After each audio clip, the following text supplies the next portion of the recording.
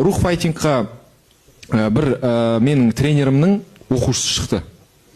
Здоровый жігіт, қабақ қой енді, былайша айтқанда. Формасына қарасаң, вообще спортсмен деп ойламайсың ананы. Доставщик болып жұмыс істейді. Мопедпен жүреді. Доставщик болып жұмыс істейді. ММА-да жүр ма? ММА емес, кулачныйға шығады. Боксер ғой негізі, бұрын қатысып кеткен, иә.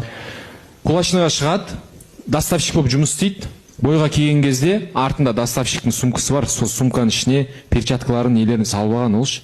Жаңа жүрегім ауырып кетті ананы көрген кезде. Мопедімен келді. Кірді да төбелесті.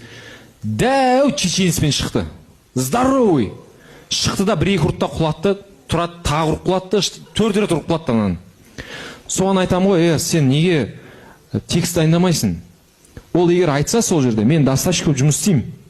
Менде поддержка жоқ шығарайын десе. Мен шығам, мін көрінер ме мынаны, мен қалай ұрып құлаттым?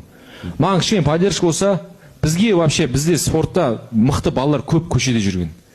Шығады, ұрып құлата береді, мықтылар көп, просто поддержка жоқ, іздемейді олар. Сондайларға бір посыл болатын еді.